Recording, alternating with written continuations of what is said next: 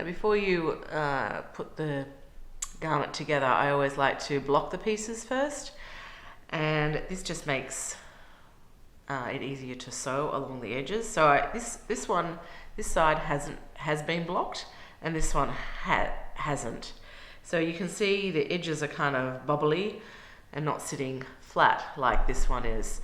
And so it is really important to make sure that you give it a good blocking of the pieces so that it makes it that much easier to sew. So this hasn't been blocked and this one has been blocked. Let's see how the stitches are sitting nice and flat and even, where this one, I mean, it's marginal, but it makes a big difference when you're sewing to have the edges nice and flat to sew. So see how that one is, and this one's kind of wobbly, I guess is the best description for it. So do that first before you start the sewing. And with this fabric, all I do is just use a steam iron.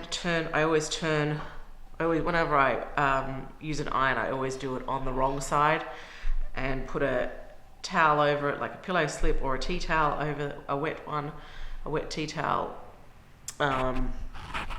or pillow slip over the piece I'm going to iron, just in case, you know, the iron spits or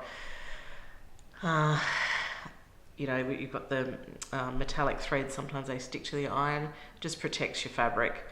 And then I put a bit more pressure on the edges than the middle, just to get them nice and flat.